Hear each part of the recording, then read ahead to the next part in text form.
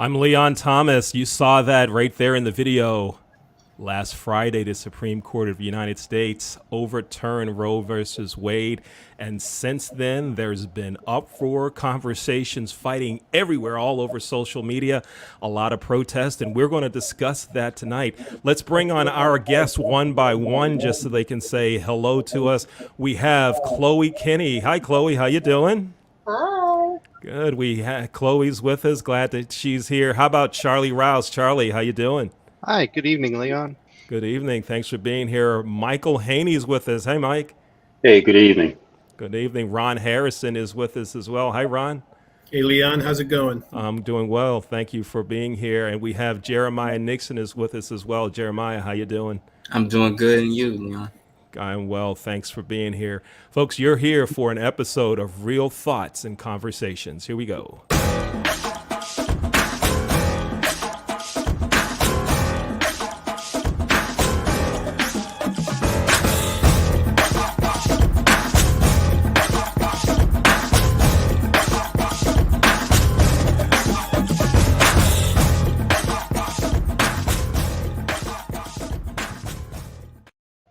All right, let's get right to it. Let's jump right in. Let's talk about it. Ron Harrison, we're going to start with you first. Let us know your position on abortion and your thoughts about overturning Roe versus Wade. Ron Harrison, the floor is yours.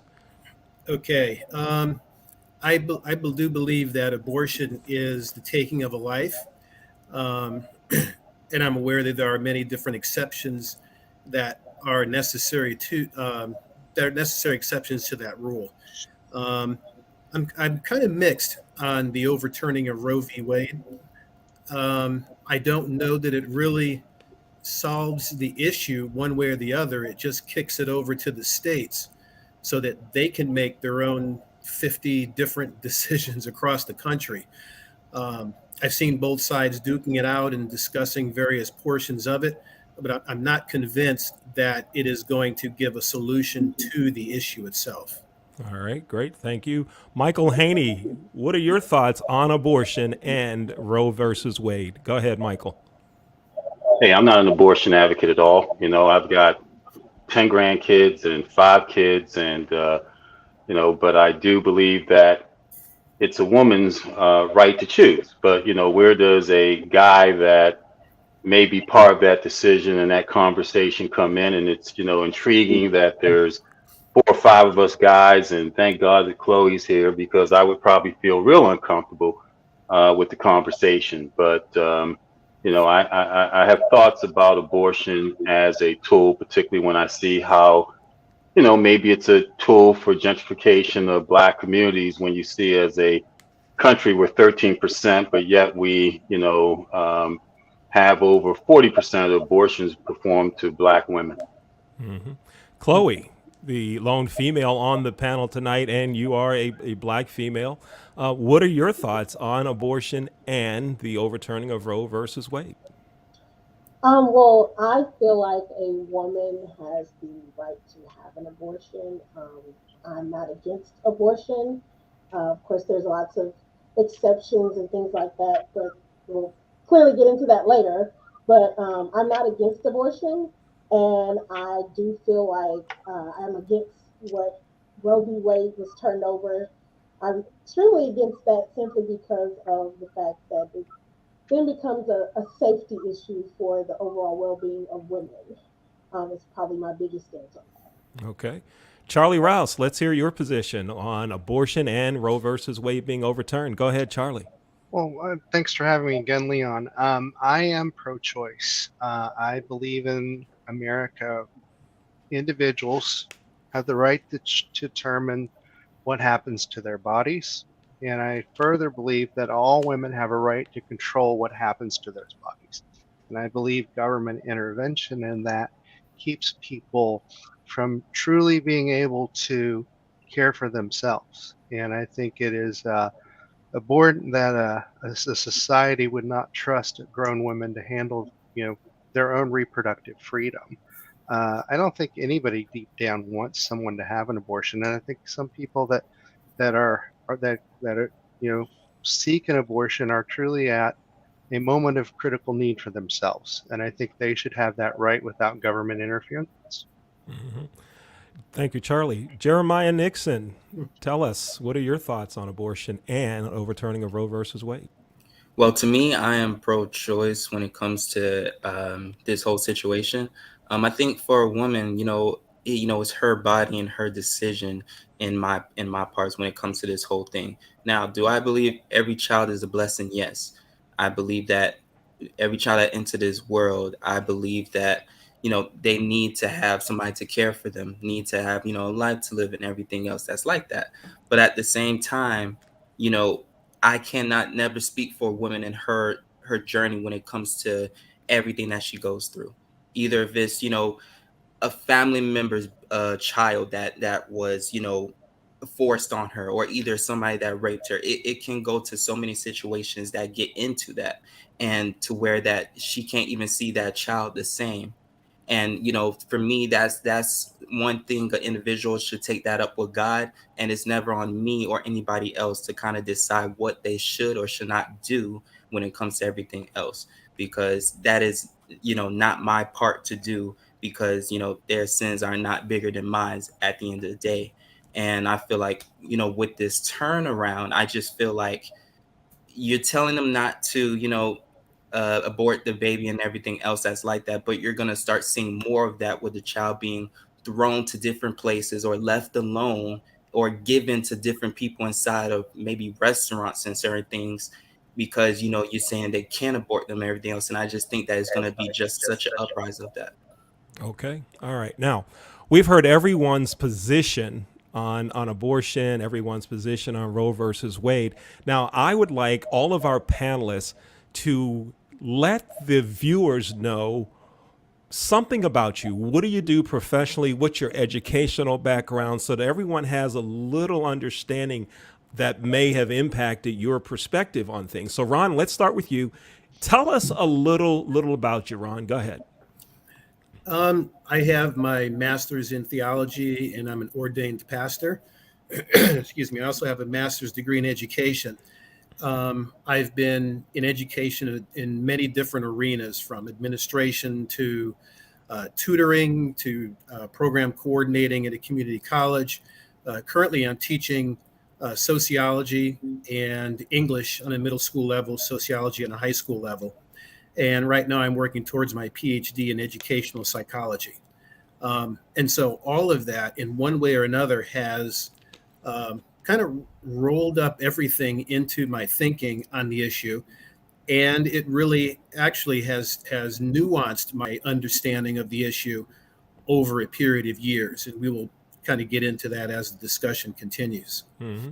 Thank you, Ron. Let's go to Michael Haney. Michael, tell us some background about you, please. Tell the viewers. Yeah, I'm a hotelier by profession, Leon, and attended school in Boston, Northeastern University. I call myself a people person that is very much an advocate for public school education, particularly of people of color or Black people in particular. And what modes a lot of my thoughts about there as I look at of this issue, as I look into the face of someone like Chloe, and I realized for Black women, 4 times the rate of abortions in white women, over 2 times the rate of abortions for Hispanic women. And is there an educational systemic issue here that we, as a percentage of this country, seriously in the minority, have the most abortions than any other demographics in this country? So, while what I've done and what I advocate is one thing, but being very, very concerned about our demographics and how certain tools are used against us. And then we always have education issues in our urban environments and urban centers. So is this an opportunity for further education to, have people make better choices? Mm-hmm. All right, Chloe, let's go to you. Tell us about you, and go ahead, Chloe. I am also in the hospitality industry for several years, a couple decades now. Think about it. And I am educated. I have have a bachelor's degree in marketing and public relations from a private Christian university. Grew up in church and all those good things. Um, One of the biggest things I think that truly supports the reason I feel the way I feel is I'm a woman.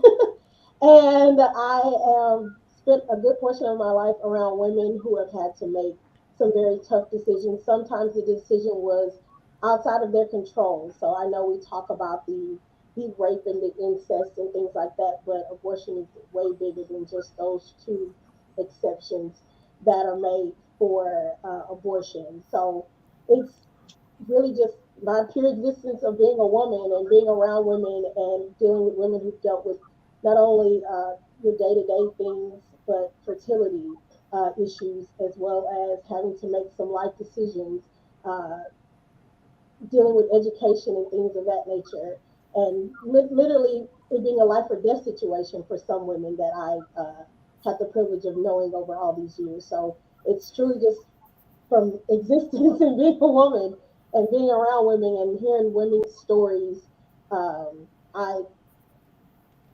that just makes me advocate for them even more. Okay, thank you, Charlie. Let's go to you. Tell us about you, and some things in your background that may have affected your thinking on this. Go ahead. Sure. Actually, Leon and I have worked together in hospitality many years ago. After the pandemic, I switched roles, and I'm now still in the training industry in another completely new field for me. I have a BA in criminal justice and a minor in American history from Marshall University in Huntington, West Virginia. And I grew up in the heart of Appalachia, where people have to choose how many children they can feed, how much they can bear, and how much of an economic benefit they're going to have to take care of their families. And I find that, the reason I'm passionate about being pro life is that one, I think women can be oppressed into poverty through no fault of their own and be left without assistance that is desperately needed after they have a child. And I think, government systems are not set up to fully care for the woman post childbirth. I also think, the thing that just, chafes me is the ability that somebody can come in and tell a woman that you can't have an abortion, you have to carry a child to term. I think that keeps a woman oppressed, it keeps them impoverished, and it keeps them from achieving their true potential. I don't think anybody should be forced to carry an unwanted pregnancy to term. Now, obviously, I think there are rules that need to be established behind that as to when a pregnancy is determined to be viable. I believe that, you know, we as a society need to support the women who do choose to continue with that pregnancy. And I think we do a very poor job of that right now. I think that, the talking point that you'll see online a lot lately is, you know, have the baby. And then once somebody has the baby, those support networks often fail for those women.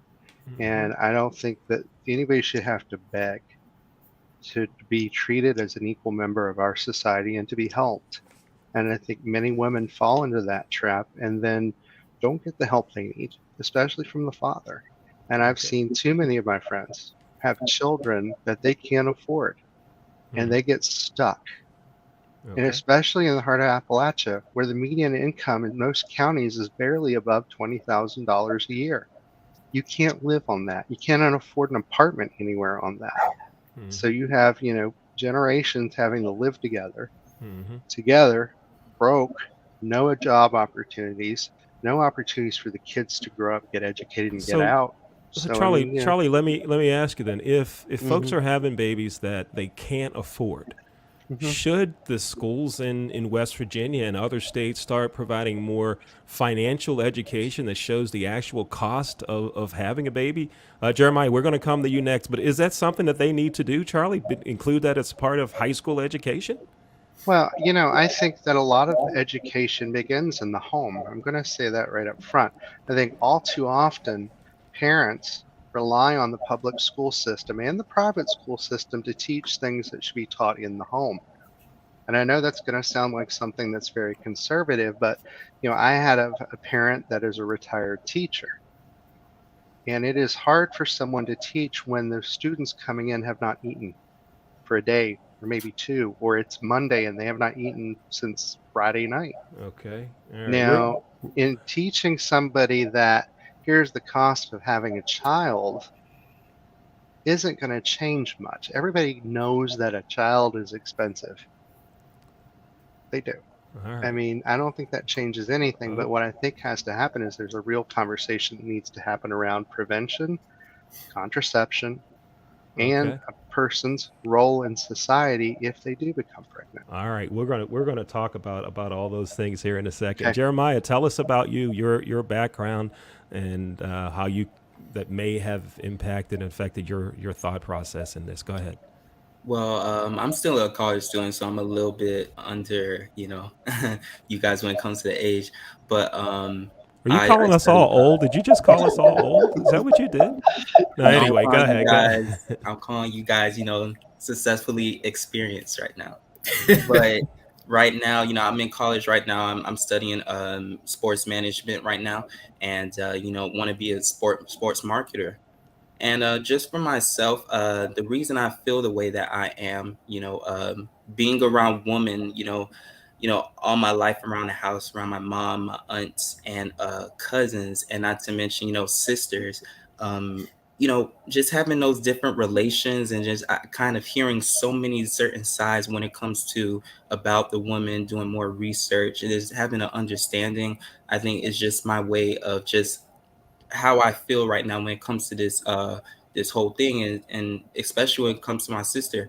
She's about to have a baby soon, and then I'm just looking when it comes to on the news, you got a baby shortage right now.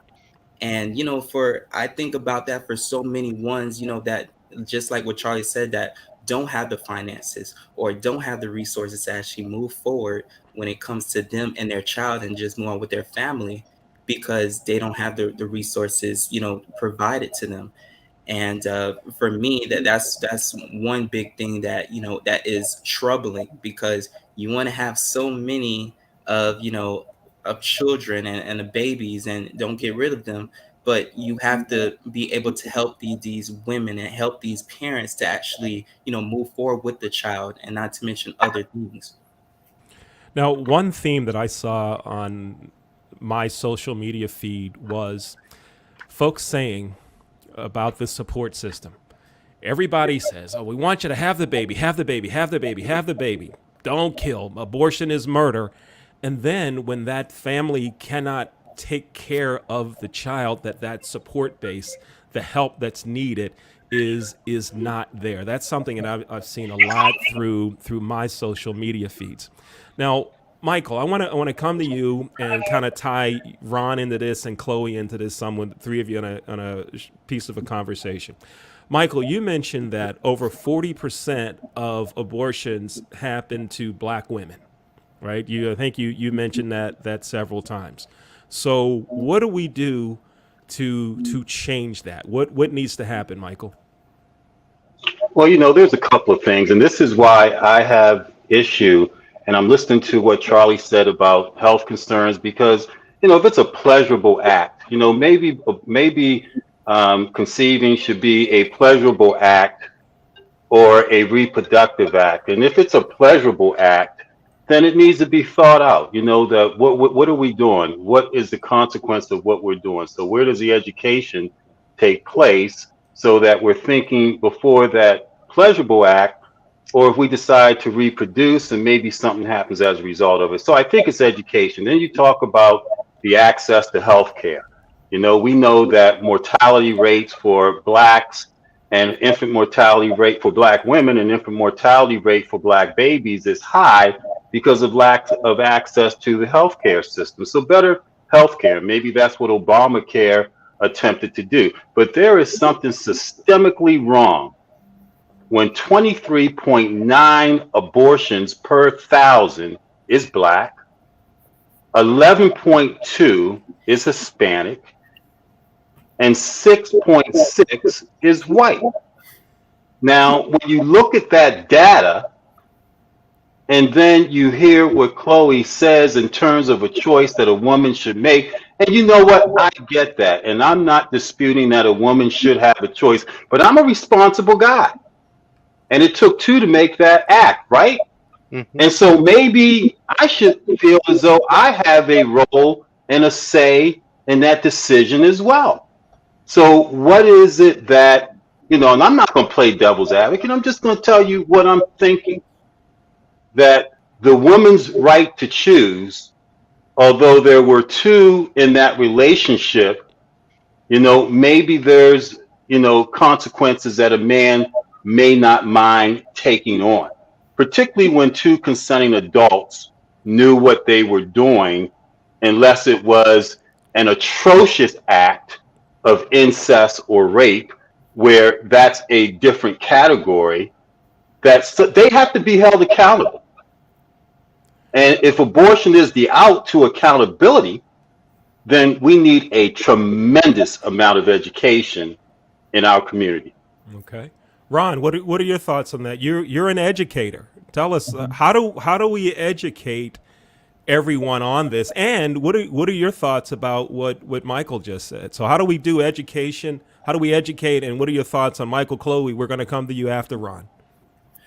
Well, I think there one thing that I want to hang on that Michael said that I thought was very, very good, but I think that it needs to be emphasized. It was forethought, understanding the responsibility ahead of time, knowing what we're doing, knowing what we're getting into, particularly if it's a pleasurable act. There aren't too many that don't understand that sex can lead to pregnancy, and especially whether it's not taken care of correctly or in the heat of the moment, you don't think about it. I'd say there are a few people that don't know that don't understand that. For me, I think where the issue is understanding the seriousness of it. Why is it something that's serious? And ultimately, to me, I believe it's serious because it does result in another life. And whether it's a potential life or when it is a life at conception, is it a life weeks later, months later, but we do understand that it does lead to a life. And I think by not acknowledging that and not taking a good hard look at that, we don't see the responsibility. We don't understand why this is important. So I think understanding that this is a life will help us to seriously see the actions that we're about to take when we get involved in a sexual relationship. And that life is developing. That life has potential. The mom, and I have to say, kind of one of the difficulties I have is when you have memes or you have simple sayings that sometimes are very easy to say, but we don't think of the consequences. My body, my choice. Now, doctors, scientists, when a mom goes in to get checked up on, it's not just mom that's getting her body checked up on, getting the medications, making sure she's well. It also takes a look at the development of the child, the baby, whether that baby is growing, whether that baby is getting the nourishment from the mom that's necessary. So there is an acknowledgement from science and from medicine that there are two lives that are developing. One, in one way or another, is being designed to help take care of that other life. So I think one, realizing that is a life will help understand the seriousness of the responsibility. But one thing that I've been very encouraged about is, often people will say they're pro-life, don't really care about taking care of the baby financially, don't really take care sometimes about what happens afterwards. And so I've been very encouraged by people who have understood that pro-life does not just mean pro-baby, but pro-life means that we hold life very dear. As a pastor and as a Christian, I believe that God puts a premium on life, and life is very important. So I fully get and I fully understand the, hey, we just want you to have that baby. And then when it's time to take care of it, whoa, hey, you know what? No, my church doesn't do that. No, the government shouldn't be taking care of that. I take a very different stand on that. I believe it is the community's responsibility, especially, yes, if we're saying that that is a life, that is a baby. You know what? That life does not end after that baby's born. That continues for years beyond. Um, and so I think that those three issues tied together make this a very important issue to discuss. And it kind of goes into why I think kicking it out to the states doesn't really make it help people understand it as a serious issue. I think it needs to be fought for from a national perspective. If it's a life, if we're pro-life, does it stop being a life when it's kicked out to the states? It doesn't. It's something that should be either fought for or should be understood across the board. Chloe, what are your thoughts? How do we educate? But also, what about you heard Michael say that the fathers need to be involved in this somehow? What are your thoughts, Chloe? Well, the first thing I want to say is while I get the whole concept of the once the baby is born and let's have the community involved and let's have the village involved and all those things, but the community and no one else can do anything during those 9, sometimes 10 months that the baby is going inside of the woman. It's only her. Um, and yes, if the baby is growing inside and if the baby's growing and developing the right way, then yes, it is a life. But there are times where that baby, per se, the embryo, the fetus, the using technical terms, may become a parasite and it might not be growing and developing in the right way. And then that woman is then faced with the choice of you have to sit here and carry this baby for an additional, 6 months or however long, and knowing that you're not going to get a bouncing baby boy with, 10 fingers and 10 toes and blue eyes or whatever. Once that baby comes out, you're going to get a mass of cells. So the fact that there are things that can be done to help the woman not have to deal with that, is the best solution. While it's great that we say, the men play a role. Yes, the men do play a role. That's how women get pregnant. So the root, to me, the root of the controversy with abortion is that, of course, everything falls on the woman. So that's why I feel like it is the woman's right to choose. It is the woman's right to make a decision about her body. I appreciate all the sentiments of let's do all these things once the baby's here, but during that 9 months, it's her body, it's her and her body. And as far as the mortality rates, and that I think Michael was the one that mentioned with the mortality rates, I'm sure there's deeper levels to those statistics and the lack of access.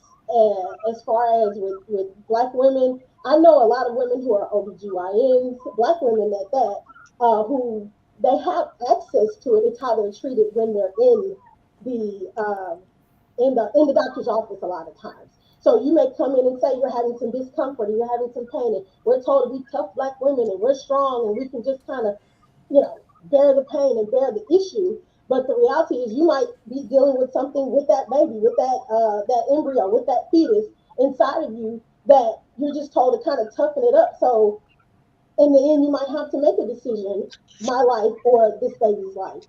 Mm-hmm. And it's tough. And again, with the whole concept of educating and beforehand, I know, and I'm just gonna be pretty candid here. I know every time I've had sex, I haven't thought, okay, if I get pregnant, I need to make sure I have an abortion or anything of that nature. I don't. That's not my preliminary conversation. The pleasure of the act. Of course, we're not thinking that if we get pregnant, let's have an abortion, or we're not thinking about, the pleasure of the act. Things happen. Contraceptives break. So you may not know in that moment that something has happened. And by the time you figure out, you're way down the line and you have to make a decision. Mm-hmm. So again, I love the sentiment of the village, but the village is, during those 9 months, this woman's body is the village. Okay. And Leon, I'd like to respond when Chloe finishes that, because is it okay if I respond to that? Not yet, not yet, but Okay. make a note of that, because here in a couple of minutes we're going to drop all of this and let you challenge Yeah, each other. yeah, So absolutely. hang with me for about 7 minutes here, Michael. We're going to give you a chance to go to make some comments about others' thoughts. All right, Charlie, tell me, you brought up the whole idea that education needs to start in the family. Go ahead, tell us more. There's so many things that I hear families need to educate. Education with whatever needs to start in the family. Do you think that it should be in the family alone? Should it be something in the schools? What are all of your thoughts on all of those things that you just heard others say in the last 6 or 7 minutes, particularly about education? It's a lot to take in, and I want to appreciate all of these different perspectives. For me, being kind of an outsider to minority communities, and I acknowledge that discomfort, but from an educational standpoint, you have different states with different rules regarding sex education, and we don't call it abortion education, it's sex education. Everyone is teaching different things different ways, and we're getting to the point where each state is needling down on what an educator can say. And educators are bound by the government as to what they can and cannot say. And if they're not given the freedom to teach or educate a young person, hey, you need to consider using protection or birth control pills or IUDs, or you need to talk before you have sex, or you need to abstain if you are not prepared to take care of a child. I don't think that open conversation is happening, at least not in the public schools, because they can't. Because some politician that doesn't know anything about public education is going to tell a teacher what they can or can't do in a classroom, and I'm fully against that. Now, what I do say, though, and why I say things have to begin in the home is my parent and a few school teachers that I know have had to teach things like hygiene. They've had to teach kids how to prepare meals because their parents are so drug addicted. That adult isn't caring for those children, and that 16-year-old is getting sent home with a bag of groceries, and my mother has bought groceries for children, and they have to go home and feed their siblings, and they have to parse out a meal that probably will just barely get them through the next day. And you want that young adult to rely on that parent to teach them everything. It has to be a combined approach if you want to reduce teen pregnancy. Now, teen pregnancy and abortion, those rates are they're going to change and ebb and flow. The CDC in 1990 reported the abortion rate to be at 1.4 million abortions that year. In 2019, the CDC appointed that at 625,000. Abortion is down since 1990. Another thing is, there are some that believe, and I'm going to open this up. I know you asked for an educational perspective. There are some that believe that a developing fetus does not have a soul till it takes its first breath. And there are some that regard that as a vessel at the time. And I don't want to go deep into the religious debate on this. And I am a faithful Episcopalian, have been my whole life. But I also know the struggle of a woman having to do things. I can never fully walk in a woman's shoes and understand what that decision is, that they are at that point that they feel the need to get an abortion, or they are so scared that they're going to die because a pregnancy might kill them. Mm-hmm. I also believe that somebody shouldn't carry a baby to term that is essentially brain dead, has no heartbeat. They shouldn't be carrying that to 8 months to term because a politician doesn't know this person wants to mandate that. How fair is it to put that woman through that trauma? Mm-hmm. Now, here's what I will agree with. I think there is a disproportionate rate of abortions among ethnic minorities and racial minorities. And that has to be addressed not just because there's abortion, but there's poverty. Poverty creates these situations where people don't have upward mobility and they don't have money to have those support structures in place to help take care of those children.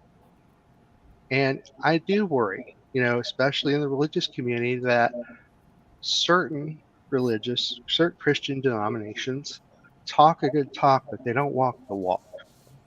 And I'm All right. talking about mainline denominations in Mhm. particular. Okay. So thank you for letting me ramble on there a All little bit, right. but I had to get that out. All right, folks, we're about 4 minutes away from letting you challenge and ask questions of each other. Jeremiah, before we go to you, I want to tell you about 2 text messages I received. One said, "Why don't you have more women on the show? Why is Chloe the only female?" My answer to that is this. I posted that we were going to have this show on Facebook. I posted it, and I posted it on LinkedIn. Everyone that said they wanted to be on the show, I said yes. 7 of you backed out. And it's interesting that the one person who says, "Why don't we have more females on the show?" You know who you are. You're a female. You said you didn't want to be on the show. Okay, so let's get that. I'm not going to mention your name, but you know who you are. Just got a text message from you. All right. Leon, I know a very lovely woman in St. Albans, West Virginia, who is a retired school teacher that will talk to you for hours about this. Next time we'll get her. We'll tell her about the show. Yeah, you'll meet Mama for sure. All right, cool. Jeremiah, let's hear what you have to say about how do we educate. Then I have one more question that I'm going to ask, and then we're going to let y'all go at it. Jeremiah, what are your thoughts on education? Well, it's simple. To me, I would say it just takes a village. That is mostly the education part. I think that they need to go deeper into when it comes to the support system, just as Charlie just said. When I say it takes a village, meaning how is this woman, even if she's not with the person that she had the baby with, or or if she is, there needs to be a support system to teach them, the way to go when it comes to having, actually a small child, going out in the real world, because your life changes no matter which age that you are. When you have yourself a child, you're not going to do the same things or act the same ways as you do. And just for me, you see a lot of these different women's, they have they're like babies raising babies. You have to educate a lot of them when it comes to that next step, when it comes to them actually raising a child. So I think when it comes to counselors, the mothers, the fathers, and even when it comes to the people around the school system and just mentors just around, it needs to be a sit down and actually go through when it comes to I would say the just the life of bringing a new child into this world. All right. Here's what we're going to do right now before I bring up another subject. We're going to let y'all challenge each other.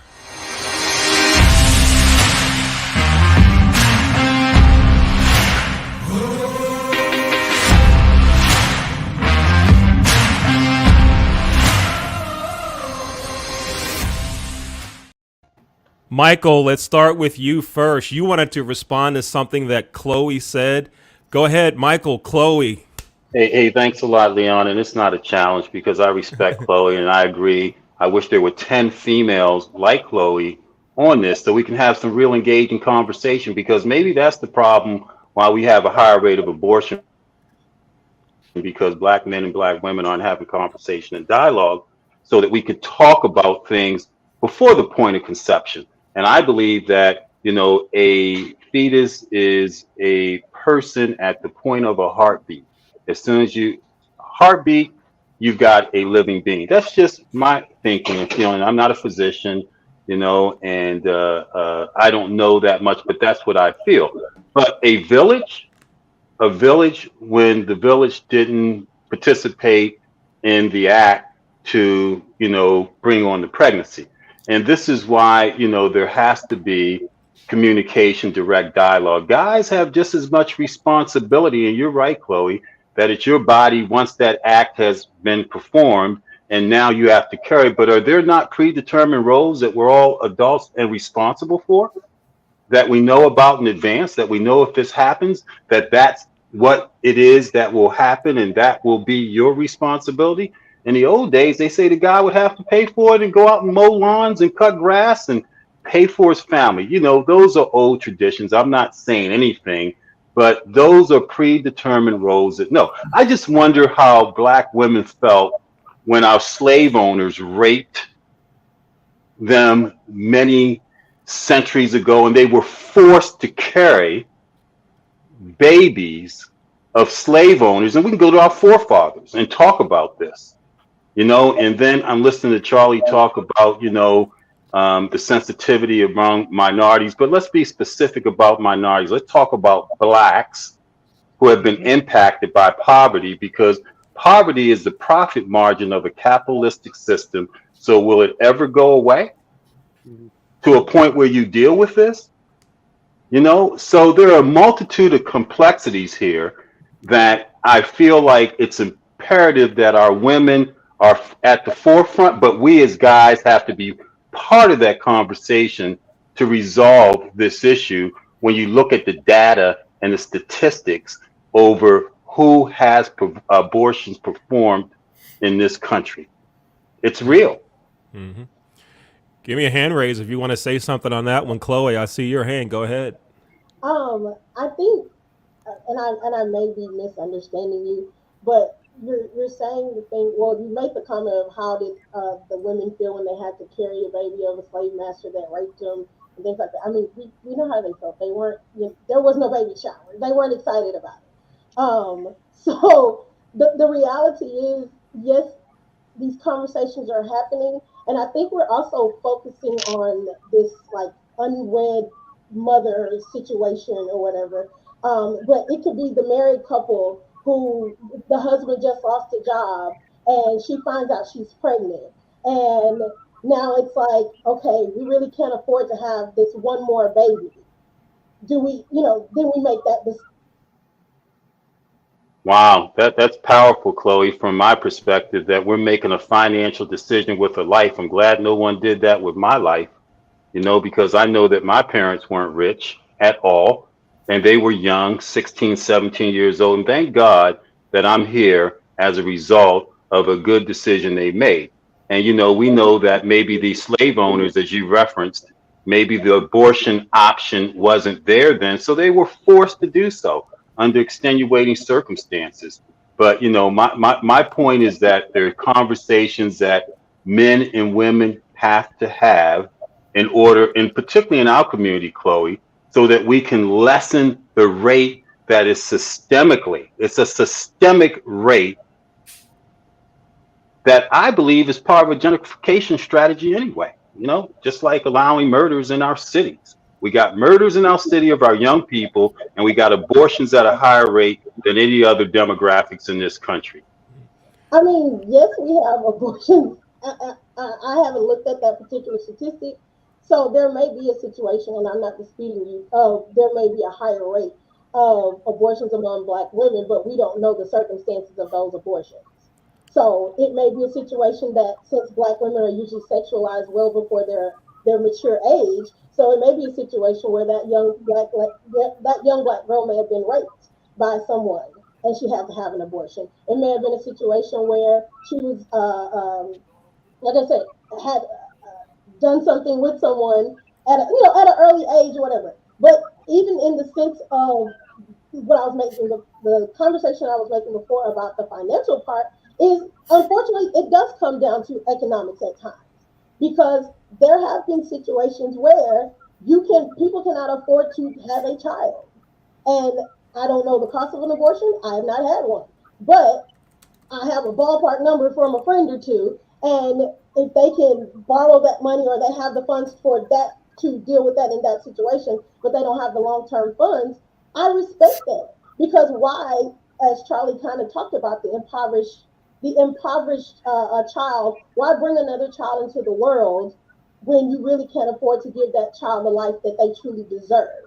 And again, I feel like we are very focused on the unwed preteen or the unwed person. So it may come down to that in certain situations where you do have to make that decision. If it's a married couple, are we supposed to tell them, okay, yes, we've had these conversations that you say we need to have, We've had these conversations. Are we supposed to no longer have sex as a married couple because we might get pregnant? Well, All right, go ahead. Chloe, Oh, I let's just go want to to Ron, say, please. I want to get Ron in on this conversation. He had his hand up. Sorry, Michael. Ron, go ahead. I think one of the things I'm grateful for from those that are pro life that have kind of moved the issue over, that for me has acknowledged that, you know what, there are important, and I call them exceptions, but there are very real circumstances where a mother's life is in danger. Um, if a baby is already dead and is stillborn, should a mother carry that baby? No, that baby is not alive. Ectopic pregnancy. I'm one of the difficulties I have is that there are some states that have been looking forward to this ruling being overturned, and yet still have not dealt with that issue. I mean, to me, that's kind of basic. And this is among those that do believe that life starts at conception. Once an egg hits a sperm, that's a life, and when it goes into the tube, we don't have the technology to replant that. There's no way that we can be able to change that. And there are states that are still not even acknowledging that or working in that direction. And so part of my concern is kind of outside the emergencies, because I believe emergencies, hey, you know what, mom versus baby, mom, what do you say? To me, that's a given. Mom is going to decide that. I may be dad, I may be sitting on the sidelines. Mom is going to decide that. But part of the difficulty that I have is that around the issue of what may not be convenient. Every one of us wants to delay circumstances or consequences. If I do this, I don't want to have to deal with this particular situation. I was involved in this sexual relationship, and I didn't really think about, I know what can happen from this. I know it's a possibility, but now that we have done that and we wait several months and we say, well, you know what? And I believe the reason why when I say convenient, I'm not saying it's convenient to carry a baby. That's not what I'm talking about. What I mean is it is easier to deal with, let's get rid of the baby, than it is to deal with this one issue that I think kind of gets danced around. What is inside the mother is a life. Now, we may differ as to when it has a soul, heartbeat, brain waves, and so forth, but that is a life. And to me, that's not different from, you may have a child that's physically challenged, and you're having difficulty paying for their hospital bills because they've mounted so high, and you're looking at, is it groceries, or is it gas to get to work, or is it taking care of this child? I mean, the only difference is the child may be inside the mother, or the child may be 15, 16. What keeps me from making that decision? Hey, you know what? This 15, 16-year-old child is a real drain on my wallet, and this is really tough, and we're poor, and we can't keep doing this. What ethically keeps us from going to that next step? Well, we need to get rid of that child because it's a drain. Now, legally, there's a difference. The law says you can't just get rid of a child because that child's inconvenient. But on the other side, we don't necessarily in our country define what is a life, what is a baby. I think that's important, but I believe all of us understands that life that's inside is a child, is a human being. And I really believe that will help us to understand before. And I think if we teach that ahead of time, that's going to really give us a lot of foundation for why is the decision to get together without protection important? Why is it that we should think about this before the action instead of after the action? If that's a life, I believe that in itself is going to raise the importance. And I believe that it is a life. Honestly, I'm not sure exactly when. I couldn't tell you that. Mm-hmm. That's something that should be studied and should be discussed. But if we do know it's a life, that raises the importance. Michael, thanks for waiting. Go ahead, please. Hey, just finally, man, for Chloe, I still respect you and want to be supportive of you. I wish it was 10 of you on this show tonight. And Leon explained that It's me. there were many that did not come.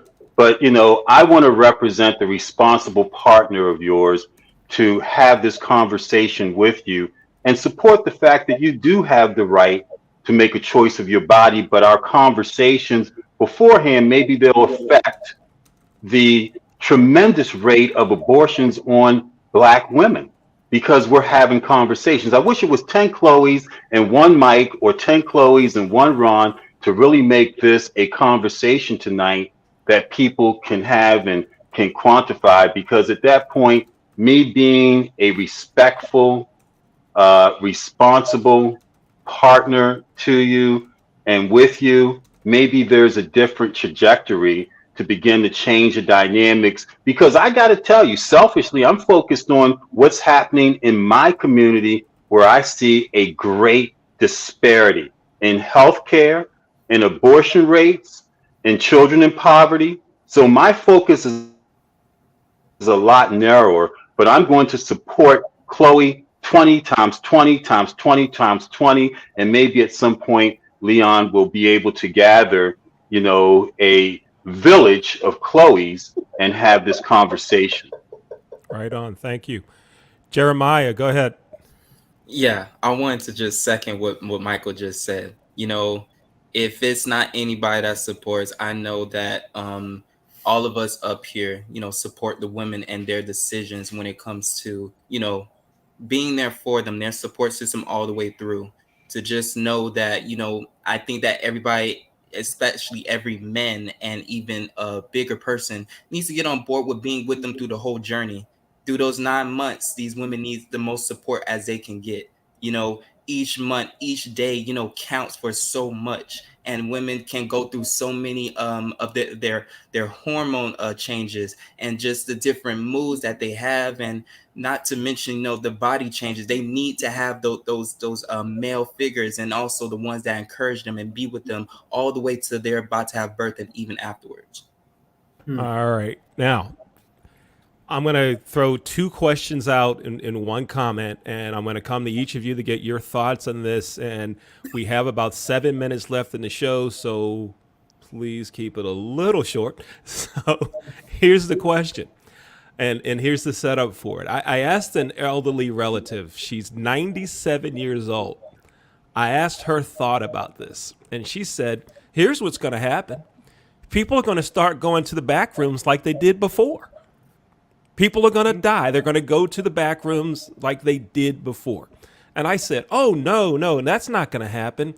There's this new thing called abortion tourism, that folks are just going to be able to go to another state and have the abortion. And she said, not going to happen. You need money to do it. And I said, there are some companies that have said they will pay for it. My 97-year-old relative said, listen, 97, and she says, oh, so you have to go to your boss and say, give me the money, I'm going to have an abortion. That ain't right. All right, so there's the whole big thing. I want to hear your comments on all of that. No more than a minute, 15 seconds if you can. Or we can keep the show going too. That's fine too. Charlie, let's go to you first. Keep it going, because I would like to maybe back up on some of the comments that we've heard already. But I think that is a possibility that medical tourism will occur. But, if you can't afford to travel to 2 states away, you're stuck. You're stuck. And this is another thing about poverty determining what happens to a woman against her will. The thing here is, with some laws like Texas, it's a crime for somebody to assist another person to go receive an abortion in another state.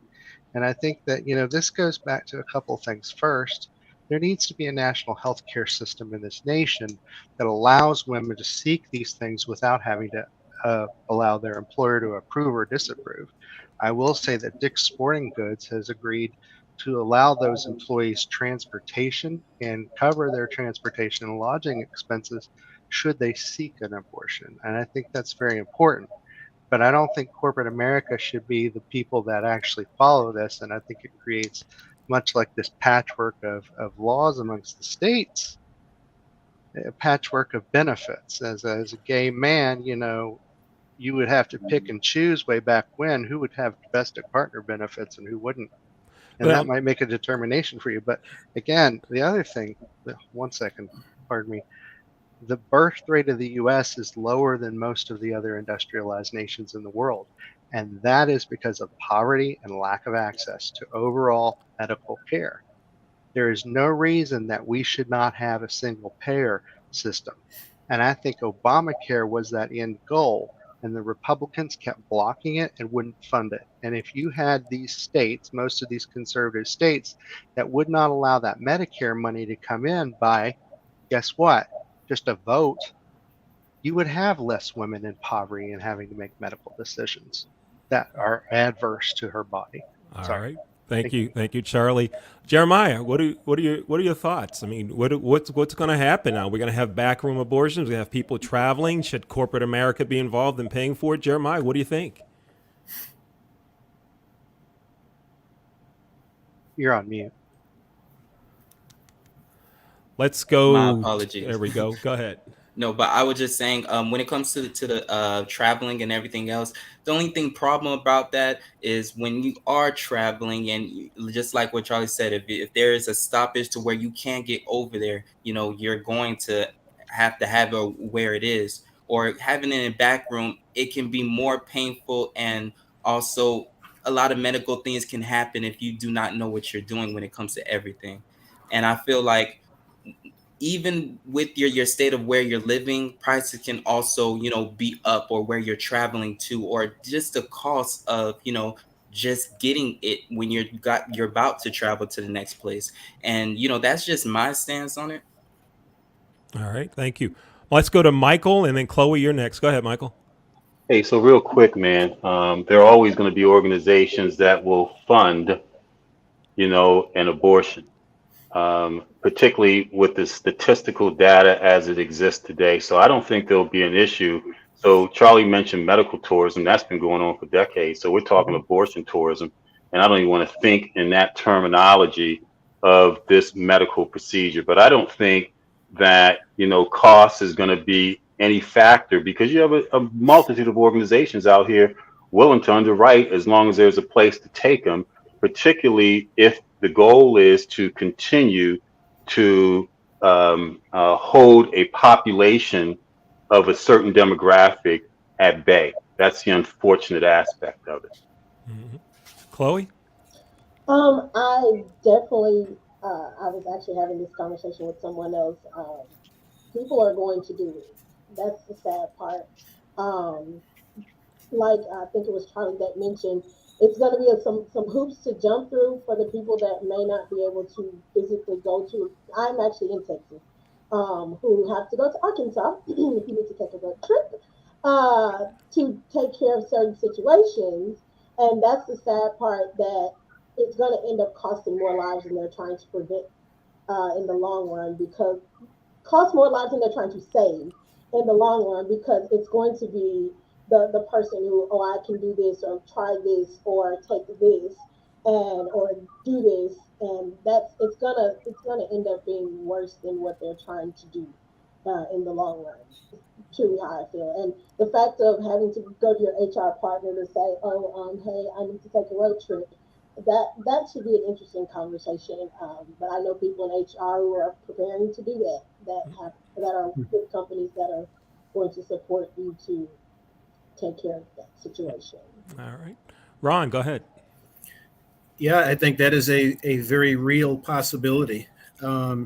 It's unfortunate. Some issues I see with that is, number one, companies do not need to know where you're going, why you're going, and for what reason. There should not, that I see as violating a variety of different laws, HIPAA laws, several different laws that respect privacy. So I that would not be a good thing. I believe it would not be a good thing for it to be taking place in back alleys and so forth, because as a medical procedure, and again, my stand is that there are several exceptions. And I think performing an abortion for any of those exceptions and not being a person with considerable medical experience, I think is dangerous and is reckless. I believe the only way that this can be done effectively is for, um, many people may be pro-choice, pro-life, but I think the only way this can be effectively taken care of is if there is specific legislation that decides, okay, at this point, a baby is a life.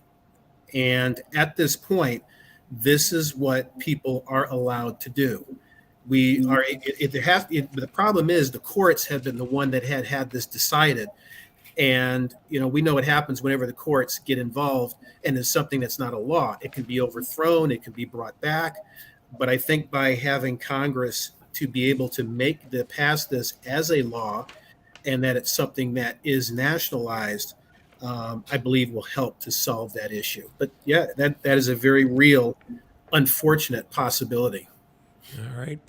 Someone who contacted me and said they couldn't make the show tonight, but they had a question that they wanted to throw out there, and I think it's a good question for us to end with.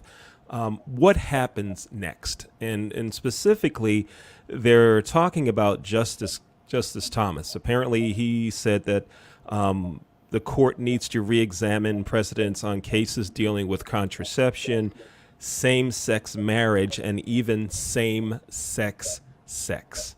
So what are your thoughts about that?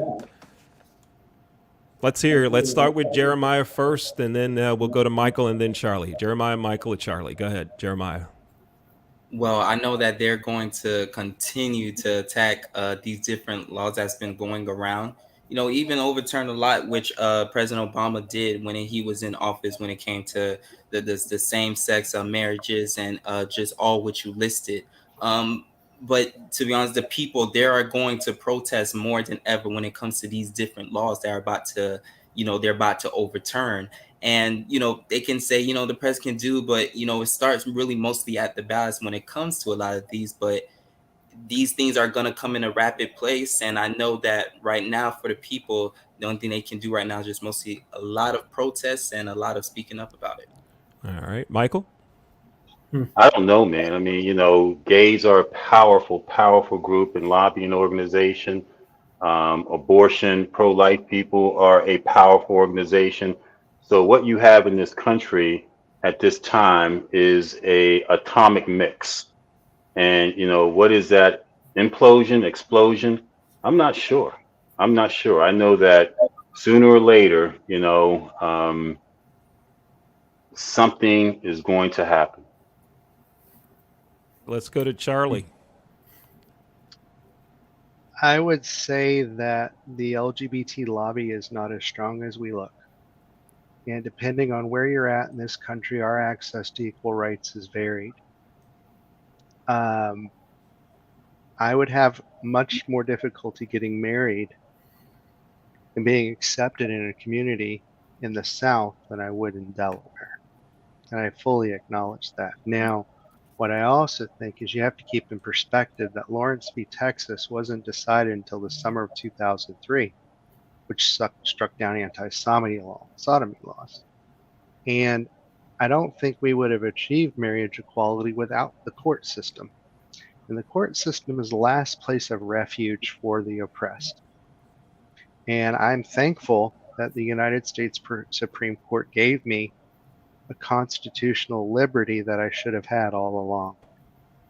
Now, as far as what we're talking about with the Supreme Court, there's a long-held standard called stare decisis.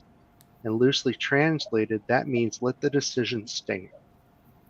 By going against that long-established precedent, we have opened a Pandora's box of due process cases that could come back to the court. Corporate law cases that could use this as a runaround to get away with doing things ethically. This whole idea that due process can occur, or it can be decided at whim, is dangerous. It can reverse 40 years of civil rights legislation. It can reverse 40 years of civil rights casework, and that is dangerous. And it's inappropriate for a justice to mention a legal issue or a different issue other than that is what the court was deciding. This Yeah. case was about abortion access. It was not about gay marriage. It was not about religious exemptions. It was about abortion. And I think that by the justice not being more myopic in his opinion has created a problem. Now, I will also say this. For people that are strict constitutionalists, as are most of them the conservative members of the court, that is a departure from that because they are traditionally myopic in their case decisions, and they like to isolate it to a single issue. So I'm confused as to why he would do that.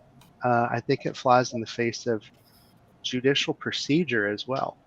It's not a good thing to do, and you know, and frankly, I'm going to fight for my rights. My civil rights matter, and I don't think anybody gets to vote on my marriage or my personal relationships or denies me equal access to those things that heterosexual couples take for granted.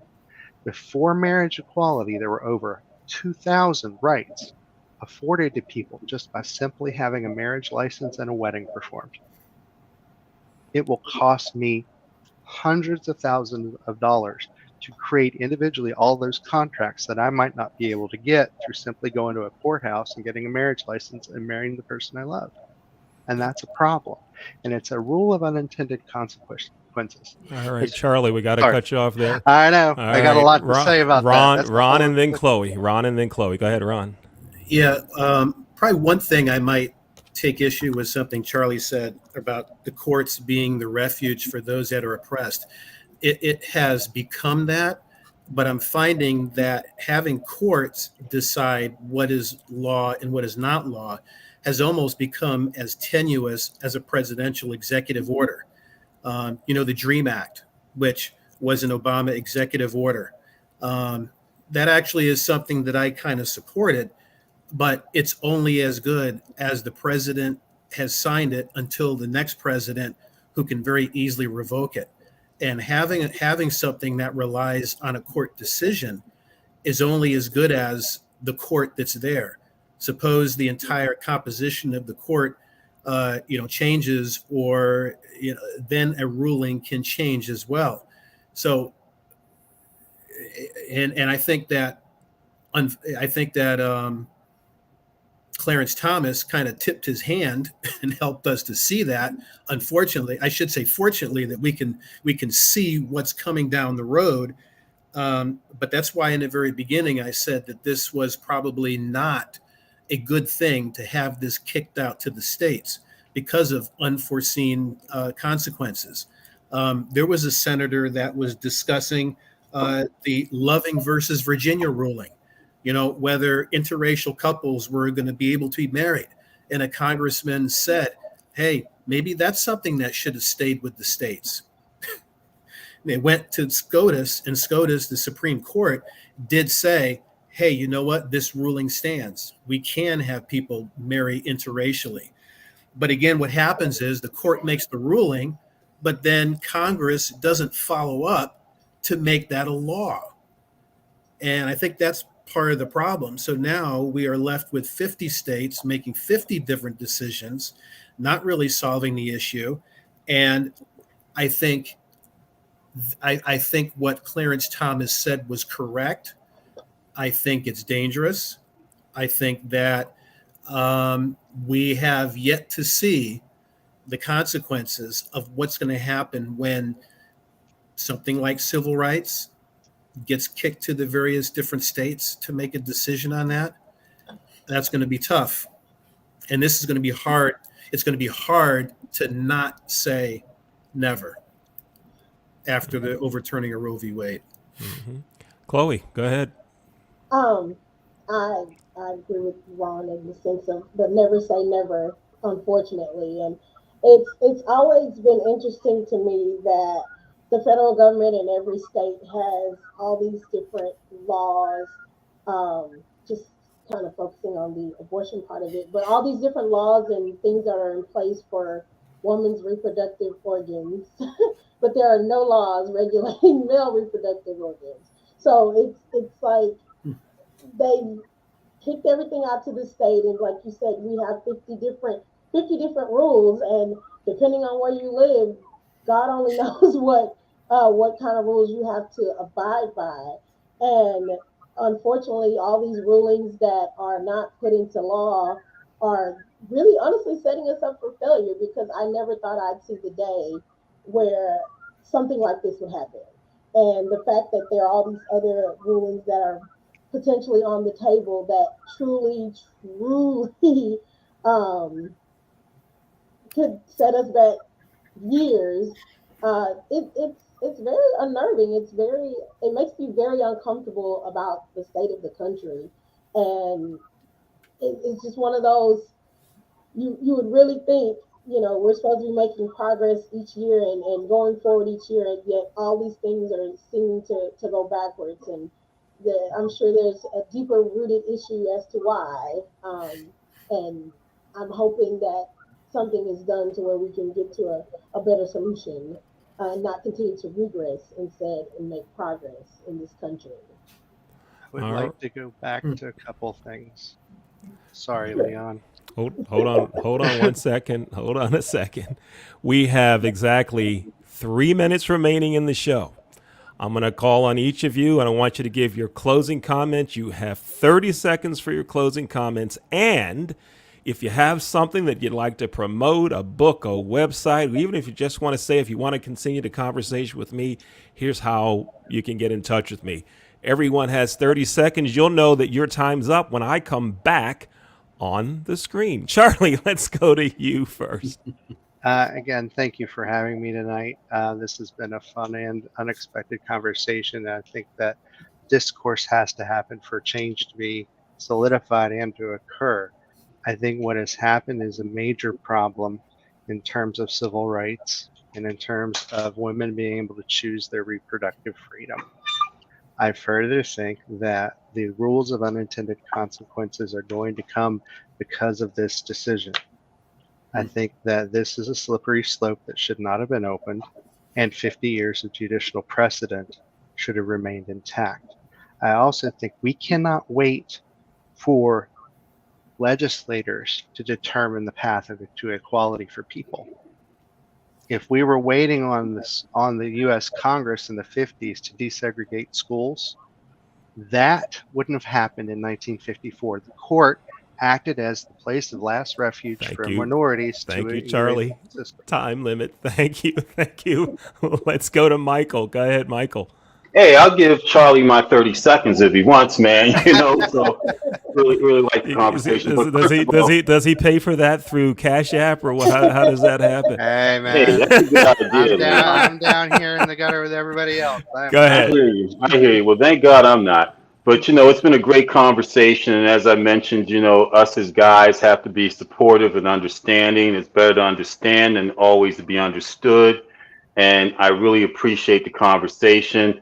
If you want to hear more about things that are happening in Black America, urban Black America, 60 Minutes in Black America, I'm the host every Sunday, 6 p.m., 6 p.m. to 7 Eastern Time. Go to the Facebook page of 60 Minutes in Black America or Michael Haney to get the information regarding our show every Sunday. Thanks a lot for having me on, Leon. All right. Thank you for being here. We'll go to Chloe and then Ron. Go ahead, Chloe. Again, thank you for letting me be the woman. Or I didn't plan to be the only woman, but I am. But I just again want to say I truly think that things really need to be equal amongst the men and the women. If you're going to make one do one thing, govern both of them. But again, that's neither here nor there. My name is Chloe. I am at Cousin Chloe on Instagram. I have a show called Rouge, Rants, and Rhythm on my YouTube channel where I talk about current events, and I sit there and I do my makeup while I do it. But I talk about different current events, and you can find that on my YouTube channel. And it's YouTube.com/Cousin Chloe. Let's go to Ron and then Jeremiah. I enjoyed this conversation. This was really good. It was very level headed.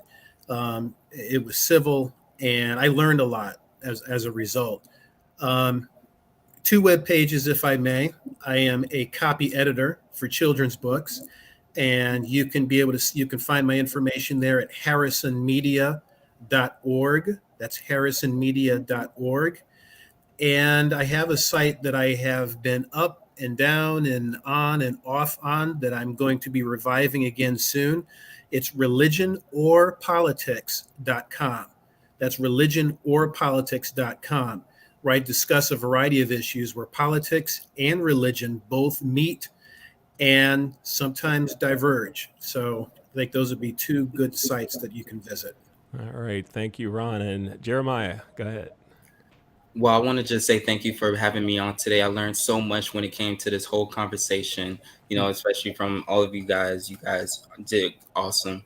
And if you guys want to follow me on Jeremiah Nixon on LinkedIn, and also check me out First Jasmine's First Impression Sports Talk on Mondays at 9 p.m. And also follow me on my Instagram at Sports Nixon _elite. All right. Thank you, Jeremiah. Thank you, Ron, Charlie, Michael, Jeremiah, and Chloe.